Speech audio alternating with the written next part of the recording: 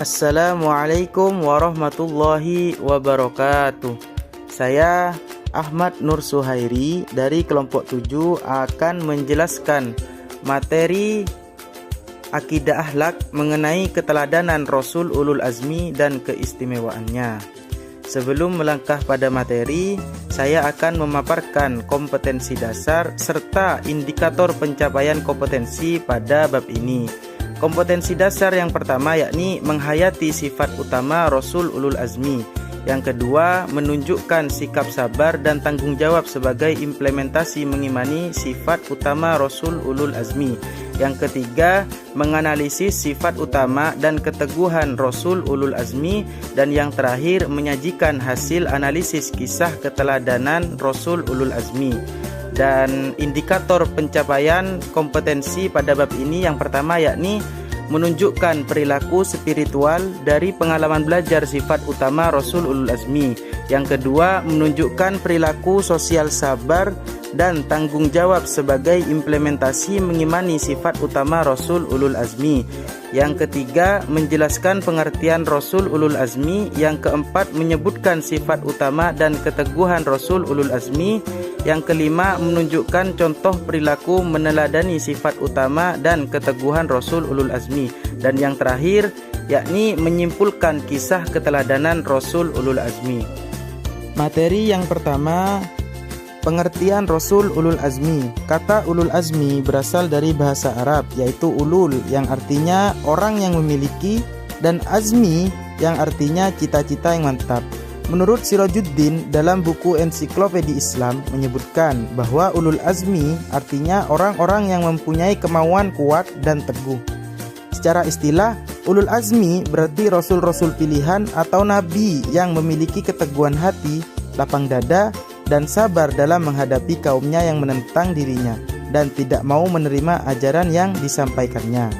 Adapun rasul-rasul yang termasuk dalam Ulul Azmi adalah yang pertama Nabi Nuh alaihissalam, yang kedua Nabi Ibrahim alaihissalam, yang ketiga Nabi Musa alaihissalam, yang keempat Nabi Isa alaihissalam, dan yang terakhir Nabi Muhammad sallallahu alaihi wasallam. Materi yang kedua, sifat utama dan keteguhan Rasul Ulul Azmi. Rasul-rasul yang termasuk dalam kelompok Ulul Azmi ini adalah orang yang memiliki ketabahan atau kesabaran yang luar biasa dan mempunyai ketetapan hati sekalipun dengan susah payah yang sangat berat dalam menegakkan syariat Allah Subhanahu wa taala. Sehingga kesabaran mereka dipuji oleh Allah Subhanahu wa taala sendiri sebagaimana dalam Al-Qur'an surah Al-Ahqaf ayat 35 yang artinya sebagai berikut. Maka bersabarlah kamu seperti orang-orang yang mempunyai keteguhan hati dari rasul-rasul telah bersabar, dan janganlah kamu meminta disegerakan azab bagi mereka. Pada hari mereka melihat azab yang diancamkan kepada mereka, merasa seolah-olah tidak tinggal di dunia, melainkan sesaat pada siang hari. Inilah suatu pelajaran yang cukup, maka tidak dibinasakan melainkan kaum yang fasik. Ayat di atas menunjukkan bahwa para Rasul Ulul Azmi hidup dalam perjuangan yang lebih berat. Namun, mereka tetap teguh, sabar, serta tawakal dalam menyampaikan ajaran dan dakwahnya kepada umat manusia. Di antara tantangan dakwah para Rasul Ulul Azmi antara lain, yang pertama ada Nabi Nuh. Nabi Nuh alaihissalam berdakwah selama kurang lebih 950 tahun. Tetapi yang beriman hanya 80 orang. Jumlah yang sangat tidak seimbang dengan lamanya berdakwah. Kendati pun setiap diajak dan diseru telinga mereka selalu ditutup dengan jari-jarinya. Namun Nabi Nuh alaihissalam dengan kesabaran dan ketabahannya tetap terus menyeru kaumnya agar hanya menyembah kepada Allah Subhanahu wa taala, sampai akhirnya azab didatangkan oleh Allah berupa banjir besar dan menenggelamkan semua orang yang tidak beriman, termasuk istri dan anaknya sendiri. Yang kedua yakni Nabi Ibrahim alaihissalam. Semenjak kecil Nabi Ibrahim alaihissalam senang berdebat tentang ketuhanan, baik kepada orang tuanya maupun kaumnya. Kemudian setelah remaja, dengan keberaniannya menghancurkan berhala atau patung-patung sesembahan kaumnya. hingga beliau dibakar dalam api yang sangat besar oleh Raja Namrud yang berkuasa pada saat itu. Dan masih banyak cobaan yang diterima beliau seperti perintah menyembelih anaknya dan lain-lain. Yang ketiga, Nabi Musa alaihissalam, seorang nabi yang diberikan kelebihan dapat berdialog langsung dengan Tuhan. Karenanya beliau diberi gelar dengan Kalimullah. Kesabaran serta ketabahan Nabi Musa alaihissalam ini adalah karena pada zaman itu beliau harus berhadapan dengan seorang raja yang sangat kejam, dolim, dan bengis. Lebih dari itu, dia mengaku sebagai Tuhan yang harus disembah. Jika tidak mau, pastilah mati di tangannya, yaitu Fir'aun. Orang semacam inilah yang dihadapi oleh Nabi Musa. Namun, dengan tongkatnya yang diberikan oleh Allah sebagai mukjizat beliau, maka akhirnya Fir'aun harus tenggelam bersama tentaranya di Laut Merah. Yang keempat, Nabi Isa alaihissalam, Nabi dan Rasul Ulul Azmi keempat yang juga tidak kalah banyak tantangan serta halangan yang dialami beliau dalam berdakwah adalah Nabi Isa alaihissalam. Tantangan yang dihadapi Nabi Isa dalam menyampaikan dakwah adalah para pendeta Yahudi. Kaum Yahudi ini selalu menyulut api keangkuhan dan kesombongan, bahkan mendustakan ajaran beliau. Yang terakhir, Nabi Muhammad SAW. Nabi Muhammad adalah seorang nabi yang mempunyai kesabaran luar biasa. Misalnya, ia memaafkan penduduk Taif yang melemparinya dengan batu, kotoran manusia, dan unta. Ia juga memaafkan Suraqah bin Malik yang berniat membunuhnya. Karena sifat-sifatnya tersebut, banyak orang yang semula memusuhinya menjadi simpati dan akhirnya beriman. Setelah mengalami rintangan dan hambatan, akhirnya Nabi Muhammad SAW berhasil membangun peradaban Islam di kota Madinah. Kemudian Nabi Muhammad SAW membebaskan Mekah dari orang-orang kafir. Peristiwa ini disebut Fathu Makkah atau kemenangan atas kota Mekah. Materi yang ketiga, hikmah keteladanan Rasul Ulul Azmi. Para Rasul Ulul Azmi di samping memiliki kesabaran yang tinggi, senantiasa bermohon kepada Allah agar tidak menurunkan azab kepada kaumnya, dan senantiasa mendoakan agar kiranya Allah Subhanahu wa Ta'ala memberi hidayah serta petunjuk kepada kaumnya. Sifat-sifat utama yang dapat kita teladani dari para Rasul Ulul Azmi antara lain, yang pertama, sabar, yang kedua ikhlas, yang ketiga ikhtiar, yang keempat tawakal, yang terakhir teguh pendirian. Hikmah beriman kepada Rasul Ulul Azmi dalam kehidupan antara lain sebagai berikut. Yang pertama, bertambah iman kepada Allah Subhanahu wa Ta'ala dengan mengetahui bahwa Rasul itu benar-benar manusia pilihannya. Yang kedua, sabar dan tabah dalam melaksanakan perintah Allah Subhanahu wa Ta'ala dan Rasulnya serta menjauhi segala larangannya. Yang ketiga, bersyukur kepada Allah Subhanahu wa Ta'ala atas segala nikmat yang diberikannya. Yang keempat, ikhlas menerima segala ujian dan cobaan yang kita alami. Yang kelima, mempercayai tugas-tugas yang dibawanya untuk disampaikan kepada umatnya. Yang keenam, lebih mencintai, menghormati, serta mengagungkan Rasul atas perjuangannya dalam menyampaikan agama Allah Subhanahu wa Ta'ala kepada umatnya.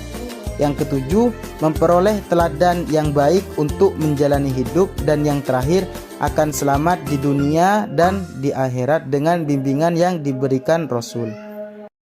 Mungkin itu saja presentasi yang dapat saya sampaikan. Kurang lebihnya saya mohon maaf. Assalamualaikum warahmatullahi wabarakatuh. Assalamualaikum warahmatullahi wabarakatuh. Perkenalkan, saya Umi Saidah Dina Nur Azizah, NIM 211101010030. Di sini saya akan menjelaskan materi akidah akhlak kelas 8 semester 2 tentang akhlak terpuji, yaitu husnudzon, tawadu, tasamuh, dan ta'awun. Sebelum membahas materi, saya akan terlebih dahulu memaparkan kompetensi dasar atau KD. Di antaranya yaitu yang pertama, menghayati sikap husnudzon, tawadu, tasamuh, dan ta'awun sesuai ketentuan Islam. Yang kedua, mengamalkan perilaku husnudzon, tawadu, tasamuh, dan ta'awun dalam kehidupan sehari-hari. Yang ketiga, memahami pengertian dalil, contoh, dan dampak positif sifat husnudon, tawadu, tasamuh, dan ta'awun. Yang keempat, mengomunikasikan contoh penerapan perilaku husnudon, tawadu, tasamuh, dan ta'awun dalam kehidupan sehari-hari. Selain kompetensi dasar, di sini juga terdapat indikator pencapaian kompetensi. Yang pertama ialah menampilkan sikap spiritual dari pengalaman belajar sifat husnudon, tawadu, tasamuh, dan ta'awun. Yang kedua, menunjukkan perilaku sosial yang mencerminkan berperilaku husnudon, tawadu, tasamuh, dan ta'awun dalam kehidupan sehari-hari. Yang ketiga, menjelaskan pengertian husnudon, tawadu, tasamuh, dan ta'awun. Yang keempat, menyebutkan contoh perbuatan dari husnudon, tawadu, tasamuh, dan ta'awun. Yang kelima, menyebutkan dampak positif dari husnudon, tawadu, tasamuh, dan ta'awun. Yang keenam, mendemonstrasikan dampak positif dari akhlak terpuji, yaitu husnudon, tawadu, tasamuh, dan ta'awun. Langsung saja kita pada materi yang pertama, yaitu mengenai husnuzon. Husnuzon merupakan salah satu contoh akhlak terpuji. Secara bahasa, husnuzon berasal dari dua kata, yaitu husnu yang berarti baik dan don yang berarti mengira atau menyangka. Jadi, husnuzon adalah berprasangka baik, sedangkan menurut istilah, husnuzon adalah sikap berpikir positif dengan berprasangka baik terhadap segala sesuatu. Hendaknya umat Islam selalu berprasangka baik bahwa Allah Subhanahu wa Ta'ala menciptakan segala sesuatu pasti mempunyai kebaikan serta manfaat. Hukum husnuzon. Dalam Al-Quran dan hadis telah diterangkan mengenai beberapa hukum husnuzon. Berikut beberapa hukum husnuzon. Yang pertama, hukum husnuzon kepada Allah Subhanahu wa Ta'ala dan Rasul-Nya adalah wajib bagi semua umat Islam. Meyakini Allah Subhanahu wa Ta'ala sebagai satu-satunya zat yang mampu memberikan kebaikan, menimbulkan ketenangan. Meyakini Nabi dan Rasul-Nya akan mendapat kebaikan dari Allah Subhanahu wa Ta'ala. Allah berfirman pada surat Yasin ayat 21. Ittabi'u ma yas'alukum ajran wa hum muhtadun. Artinya, ikutilah orang yang tiada minta balasan kepadamu dan mereka adalah orang-orang yang mendapat petunjuk. Hukum yang kedua, hukum husnudon kepada sesama saudara seiman adalah sunnah. Sesama mukmin merupakan saudara seiman yang dapat membawa kebaikan dan kejayaan Islam. Hukum husnudon yang ketiga, hukum husnudon kepada sesama manusia secara umum adalah mubah. Manusia diciptakan untuk saling menolong dan melengkapi. Oleh karena itu, Allah memerintahkan untuk berprasangka baik terhadap sesama manusia. Selanjutnya mengenai contoh perilaku husnudon. Banyak perilaku husnudon yang dapat diterapkan dalam kehidupan sehari-hari. Berikut contoh husnudon. Yang pertama, setiap manusia mempunyai kemampuan masing-masing. Oleh karena itu, saling memberikan kepercayaan kepada sesama manusia pada urusan-urusan tertentu. Yang kedua, tolong-menolong dalam kebaikan sebagaimana perintah Allah. Yang ketiga, saling mengenal untuk membentuk persaudaraan. Yang keempat, mau menerima saran atau masukan dari orang lain. Yang kelima, menerima segala masukan dan kritik dengan lapang dada. Yang keenam, bersyukur kepada Allah Subhanahu wa Ta'ala atas nikmat yang telah diberikan. Selanjutnya yaitu mengenai jenis-jenis husnuzon. Di sini jenis-jenis husnuzon itu ada 3. Yang pertama husnuzon kepada Allah, kedua husnuzon kepada diri sendiri, yang ketiga husnuzon kepada orang lain. Yang pertama, husnuzon kepada Allah Subhanahu wa Ta'ala. Berbaik sangka terhadap segala ketentuan dari Allah. Yakin bahwa Allah telah merencanakan sesuatu yang terbaik untuk umat Islam. Yang kedua, husnuzon kepada diri sendiri. Mempunyai kepercayaan terhadap kemampuan yang dimiliki. Kita harus yakin bahwa Allah telah memberikan kelebihan untuk setiap orang dengan berhusnuzon, kita akan mempunyai rasa syukur terhadap Allah Subhanahu wa taala. Yang ketiga, husnuzon kepada orang lain. Allah menciptakan manusia sebagai makhluk sosial yang membutuhkan satu sama lain. Berhusnuzon terhadap sesama dapat membuat hati tentram serta terhindar dari kecemasan dan dosa. Dampak positif husnuzon. Orang yang selalu menerapkan sikap husnuzon akan memperoleh dampak yang positif. Antara lain, yang pertama, mendapatkan banyak kebaikan dari orang lain. Yang kedua, mendorong manusia untuk mengembangkan potensi yang dimiliki. Yang ketiga, menumbuhkan rasa kebersamaan. Yang keempat, hati menjadi tentram. Yang kelima, menambahkan kecintaan terhadap Allah Subhanahu wa taala. Dan yang terakhir, mempunyai rasa syukur. Untuk materi yang kedua ini mengenai tawadu. Menurut bahasa, tawadu berasal dari bahasa Arab tawaddu'a yatawadda'u tawaddu'an, yang artinya merendahkan diri atau rendah hati.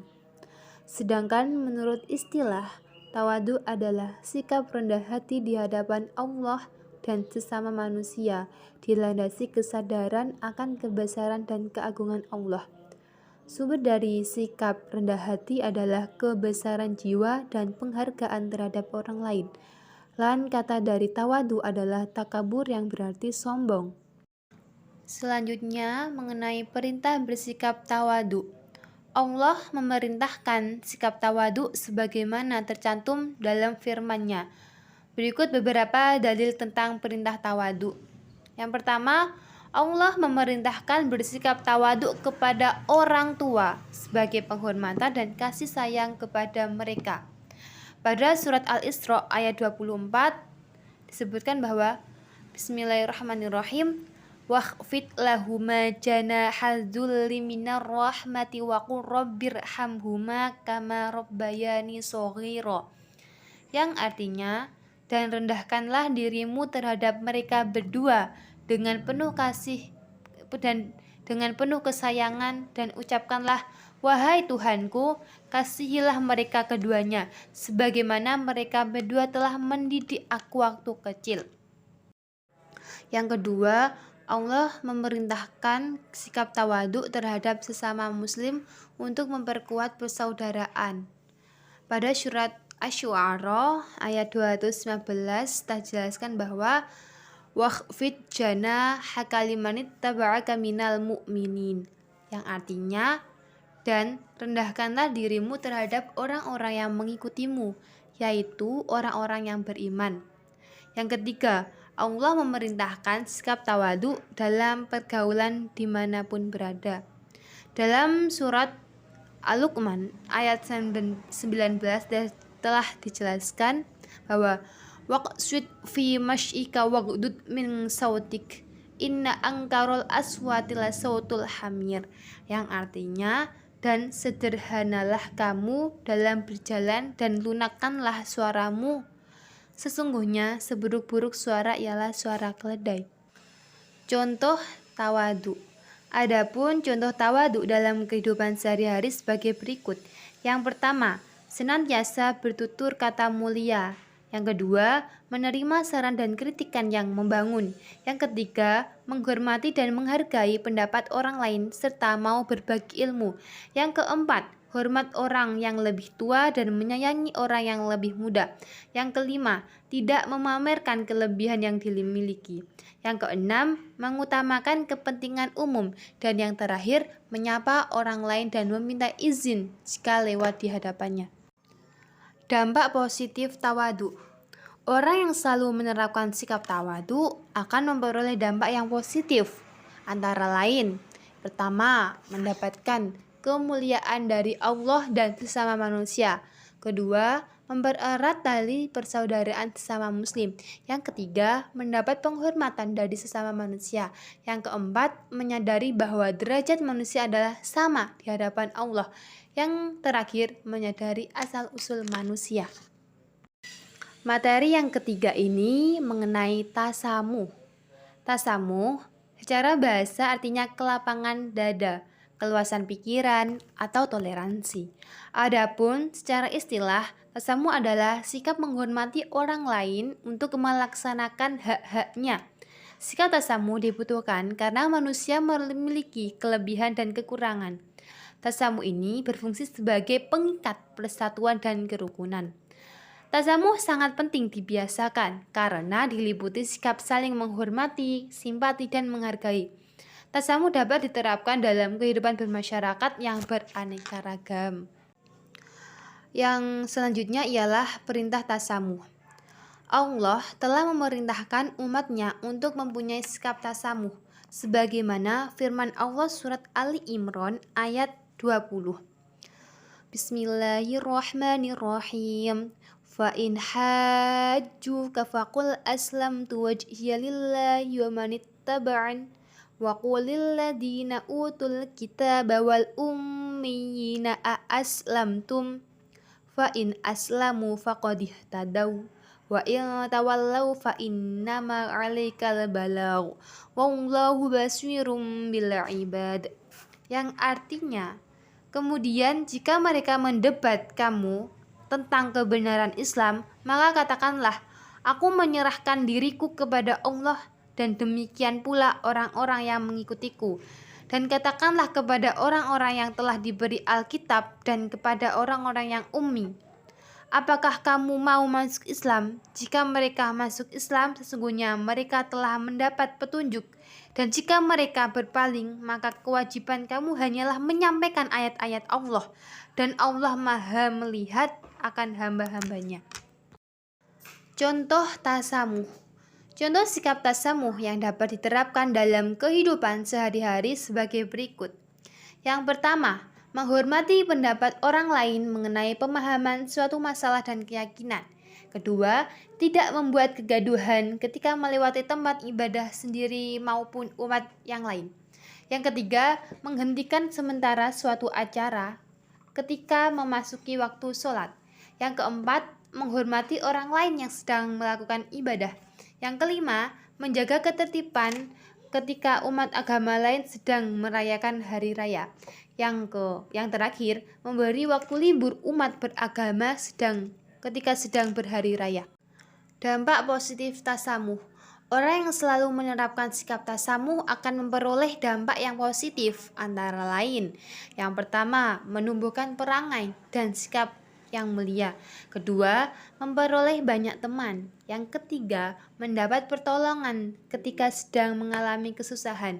Yang keempat, terbentuknya persatuan dan kesatuan. Dan yang kelima, terciptanya kerukunan antar umat beragama. Materi yang keempat mengenai ta'awun. Ta'awun termasuk akhlak terpuji. Ta'awun berasal dari bahasa Arab yang berarti saling menolong, saling membantu. Sedangkan menurut istilah, ta'awun adalah perilaku atau sikap membantu satu sama lain yang membutuhkan dalam kebaikan. Manusia adalah makhluk sosial yang saling membutuhkan. Oleh karena itu, ta'awun merupakan sifat dasar manusia yang harus diterapkan dalam segala kebaikan dan ketakwaan. Selanjutnya mengenai perintah ta'awun. Allah Subhanahu wa taala memerintahkan umat Islam untuk tolong menolong dalam kebaikan, bukan dalam keburukan.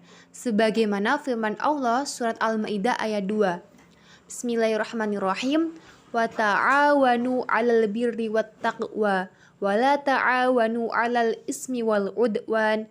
Yang artinya, dan tolong menolonglah kamu dalam mengerjakan kebajikan dan takwa, dan jangan tolong menolong dalam berbuat dosa dan permusuhan. Contoh ta'awun yang bisa kita terapkan dalam kehidupan sehari-hari antara lain, yang pertama, menjenguk teman dan saudara yang sedang sakit. Yang kedua, meringankan beban orang yang sedang tertimpa musibah. Yang ketiga, menutup aib sendiri dan orang lain. Yang keempat, membantu meringankan pekerjaan orang tua. Dan yang kelima, membersihkan lingkungan secara bersama-sama. Dampak positif dari ta'awun. Orang yang selalu menerapkan sikap ta'awun akan memperoleh dampak positif antara lain. Yang pertama, menimbulkan keharmonisan dalam kehidupan bermasyarakat. Yang kedua, terwujudnya persatuan dan kesatuan dalam masyarakat. Yang ketiga, memenuhi kebutuhan secara bersama-sama. Yang keempat, terwujud keadilan sosial dalam masyarakat. Dan yang kelima, tercipta kerukunan dan kedamaian dalam masyarakat. Mungkin itu saja materi yang saya dapat paparkan. Mohon maaf apabila ada salah kata. Wassalamualaikum warahmatullahi wabarakatuh. Assalamualaikum warahmatullahi wabarakatuh. Perkenalkan, nama saya Nanang Arya Pratama, NIM 211101101081. Izin menjelaskan menghindari akhlak tercela, hasad, dendam, gibah, fitnah, dan namimah. Untuk kompetensi inti, kompetensi dasar, dan indikator pencapaian kompetensi bisa dilihat di videonya ya. Materi kali ini yang pertama adalah hasad. Pertama, pengertian hasad. Hasad atau dengki adalah perasaan tidak senang terhadap orang yang mendapatkan nikmat dari Allah. Orang yang memiliki sifat hasad selalu iri hati jika melihat orang lain hidup senang, merasa bahwa yang berhak memiliki segala sesuatu itu hanyalah dirinya sendiri. Kedua, bentuk-bentuk ciri-ciri perilaku hasad. Secara garis besar, perilaku hasad dapat diketahui dengan beberapa bentuk atau ciri-ciri sebagai berikut. A. Adanya kebencian dan permusuhan. B. Adanya perasaan takabur, menganggap dirinya lebih mulia dari orang lain. C. Selalu ingin menonjol dalam segala hal dan tidak menginginkan orang lain mengimbangi kedudukannya. D. Hasad dapat timbul karena dasar jiwa manusia yang buruk dan kikir untuk berbuat kebaikan pada sesama hamba Allah SWT. Sifat hasad dan dengki dapat ditimbulkan oleh beberapa sebab, salah satunya adalah tidak bersyukur terhadap nikmat yang diberikan oleh Allah, merasa kurang dan tidak puas terhadap nikmat yang dia terima. Dampak negatif hasad dalam kehidupan sehari-hari bagi diri sendiri yaitu menimbulkan perasaan tidak tenang. Bagi orang lain yaitu akan menimbulkan permusuhan atau renggangnya persaudaraan. Upaya menghindari perilaku hasad: senantiasa bersyukur terhadap nikmat Allah SWT, berusaha menyenangkan orang lain dan lain-lain. Pengertian kedua, dendam. Dendam adalah kemauan yang keras dari seseorang atau kelompok untuk membalas kejahatan dari seseorang atau kelompok lain. Allah SWT sangat membenci orang yang pendendam karena sifat pendendam sangat membahayakan dan merugikan orang lain. Sifat dendam akan membuahkan sikap buruk bagi pelakunya seperti hasad, merasa senang jika orang lain susah dan memutuskan tali persaudaraan. Sekali itu di akhirat kelak tidak akan mendapat ampunan dari Allah. Bentuk-bentuk ciri-ciri perilaku dendam. Seseorang yang mempunyai sikap pendendam dalam dirinya memiliki sifat sebagai berikut, diantaranya adalah memiliki emosi yang tinggi dan mudah tersinggung dan lain-lain. Dampak negatif dendam diantaranya dapat menimbulkan retaknya hubungan persaudaraan. Upaya menghindari perilaku dendam diantaranya berusaha untuk selalu memiliki sikap sabar dan berjiwa besar dalam menghadapi masalah. Pengertian ketiga, gibah. Gibah artinya mengumpat atau menggunjing, yaitu perbuatan atau tindakan yang membicarakan aib orang lain. Pada zaman modern ini, dengan berbagai macam alat informasi yang semakin canggih, perbuatan gibah pun dikemas sedemikian manisnya, sehingga para konsumen sebagai pengakses informasi itu menjadi tidak terasa kalau dia sudah terlibat dalam perbuatan gibah. Islam melarang perbuatan ini untuk dilakukan, karena kalaupun informasi atau berita yang dilontarkan itu benar, tetap akan menyakiti hati orang lain. Apalagi kalau berita itu salah, bisa menimbulkan fitnah. Sebab-sebab timbulnya gibah: A. Ingin menghilangkan perasaan marah. Jika telah terlampiaskan marahnya, ia merasa puas. B. Kemegahan diri. Seseorang yang ingin dikatakan hebat dan mewah atau megah. C. Menganggap orang lain lemah, rendah dan hina. Tidak semua membicarakan orang lain itu gibah. Di bawah ini adalah bukan termasuk perilaku gibah karena dilakukan demi kebaikan bersama dan harus dengan cara yang baik pula, yaitu A. Melaporkan kejahatan kepada pihak-pihak yang berwenang seperti polisi atau jaksa untuk proses penyidikan. Pengertian keempat, fitnah. Fitnah artinya Perkataan yang bermaksud menjelekkan orang seperti menodai, menjatuhkan nama baik orang yang difitnah dan merugikan kehormatan orang lain. Fitnah dilakukan tidak hanya oleh satu orang, tetapi ada juga yang dilakukan oleh dua orang atau beberapa orang kelompok. Dari segi caranya dapat dilakukan secara sembunyi-sembunyi, ada pula yang dilakukan secara terang-terangan. Dampak negatif fitnah. Ketika seseorang melakukan fitnah, maka akan banyak dampak yang ditimbulkan, baik itu untuk orang yang difitnah maupun untuk dirinya sendiri. Berikut ini dampak-dampak negatif yang ditimbulkan dari perilaku fitnah. Salah satunya adalah mendapat ancaman Allah SWT akan siksa neraka yang sangat pedih.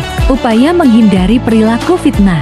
Setiap muslimin dan muslimat wajib menghindari dan meninggalkan perilaku fitnah, mengingat dampak negatifnya yang sangat berbahaya baik bagi pelaku maupun bagi orang yang difitnah dan bagi masyarakat secara umum.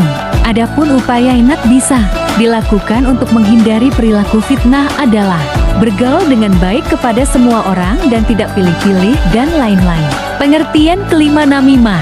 Namimah menurut bahasa berasal dari bahasa Arab yang artinya adu domba. Adapun yang dimaksudkan dengan namimah menurut istilah adalah menyampaikan sesuatu yang tidak disenangi, baik yang tidak disenangi itu orang yang diceritakan ataupun orang yang mendengarnya, agar terjadi permusuhan. Cara menyampaikan sesuatu itu biasanya dengan ucapan atau perkataan, tetapi ada kalanya dengan tulisan, isyarat, atau dengan sindiran. Namimah pada hakikatnya adalah menyampaikan atau menceritakan rahasia orang lain sehingga merusak nama baik orang lain tersebut. Tentu saja orang yang diceritakan itu merasa tidak senang dan dapat menimbulkan permusuhan. Dalil yang berhubungan dengan namimah. Namimah termasuk akhlak tercela yang dilarang dalam agama sesuai dengan firman Allah SWT sebagai berikut, artinya, dan janganlah kamu ikuti setiap orang yang banyak bersumpah lagi hina, yang banyak mencela, yang kian kemari menghambur fitnah. Quran Surat Al-Qalam ayat 10-11. Penyebab timbulnya sifat namimah. Perbuatan namimah atau adu domba disebabkan antara lain ada perasaan tidak senang terhadap orang yang diceritakan. Dampak negatif namimah dapat menyebabkan terputusnya ikatan silaturahmi dan ukhuwah. Upaya menghindari perilaku namimah bisa dilihat di slide ya.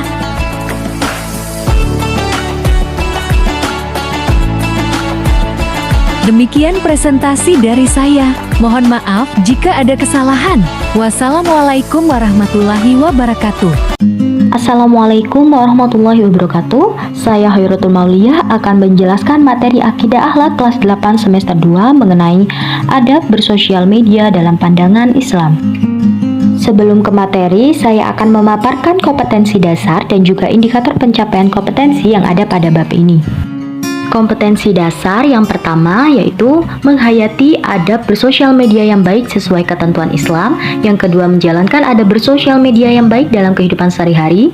Yang ketiga, menerapkan adab bersosial media. Yang keempat, mempraktikkan contoh adab bersosial media yang baik dalam kehidupan sehari-hari. Indikator pencapaian kompetensi yang pertama yaitu menampilkan sikap spiritual dari pengalaman belajar adab bersosial media. Yang kedua, menunjukkan perilaku yang mencerminkan dari pengalaman belajar adab bersosial media. Yang ketiga, menjelaskan pengertian sosial media. Yang keempat, menyebutkan macam-macam dan jenis sosial media. Yang kelima, mengidentifikasi dampak positif dan negatif sosial media. Yang keenam, menerapkan adab bersosial media dalam pandangan Islam. Yang ketujuh, mempraktikkan adab bersosial media yang baik dalam kehidupan sehari-hari. Menurut KBBI Online, media secara harfiah berarti alat atau sarana komunikasi seperti koran, majalah, radio, televisi, film, poster, dan spanduk. Sedangkan kata sosial berarti berkenaan dengan masyarakat.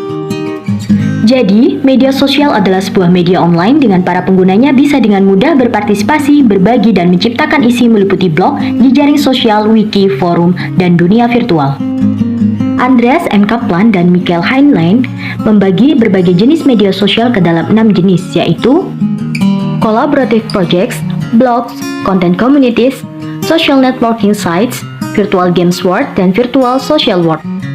Berikut beberapa dampak positif dan juga negatif dari media sosial. Adab menggunakan media sosial.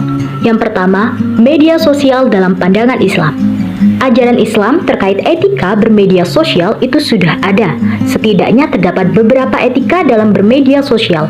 Antara lain yang pertama yaitu tabayun atau cek dan recheck. Dalam Al-Quran Surat Al-Hujurat ayat 6 disebutkan panduan bagaimana etika serta tata cara menyikapi sebuah berita yang kita terima. Selanjutnya, menyampaikan informasi dengan benar. Mengenai hal tersebut menurut pandangan Islam itu ada dalam Al-Quran Surat Al-Hajj ayat 30. Selanjutnya, haram menebar fitnah, kebencian, dan lainnya. Hal tersebut tentunya menjadi dampak negatif dari adanya media sosial. Sehingga Majelis Ulama Indonesia mengeluarkan fatwa, yakni Fatwa MUI nomor 24 tahun 2017 mengenai hukum dan pedoman bermuamalah melalui media sosial. Berikut 5 poin yang ada dalam fatwa tersebut. Selanjutnya, media sosial digunakan untuk amar ma'ruf nahi mungkar yang menjamin dan mengatur kebebasan ekspresi. Allah Subhanahu wa Ta'ala melalui Al-Quran Surat Ali Imran ayat 104 meminta agar setiap umat manusia membela apa yang baik dan benar. Selanjutnya, tidak digunakan untuk mengolok-olok orang lain. Sebagaimana disebutkan dalam Al-Quran Surat Al-Hujurat ayat 11 yang artinya sebagai berikut. Selanjutnya, menyebarkan kebencian dan membuat berita palsu atau hoax. Hal tersebut sudah tercantum dalam Al-Quran Surat An-Nur ayat 4 dan Surat Al-An'am ayat 112. Yang kedua, adab atau tata cara penggunaan media. Hal yang pertama yaitu kita perlu belajar menggunakan jaringan internet secara bijak sehingga kita tidak menjadi orang yang mencandu akan jejaring sosial. Yang kedua, membuat grup untuk sarana diskusi pelajaran. Yang ketiga, berbagi informasi penting misalnya dengan memposting link, membuat status atau notes yang berisi tentang suatu informasi yang berguna. Yang keempat, menyalurkan hobi menulis dengan menggunakan fasilitas note. Yang kelima, memanfaatkan Facebook untuk media penyimpanan data seperti video, MP3, dan foto. Dan yang terakhir, implementasikan sosial media dengan baik dan benar, gunakan peluang yang ada sebagai sarana yang positif. Jadi seperti itu penjelasan mengenai adab bersosial media dalam pandangan Islam. Kurang lebihnya mohon maaf. Wassalamualaikum warahmatullahi wabarakatuh.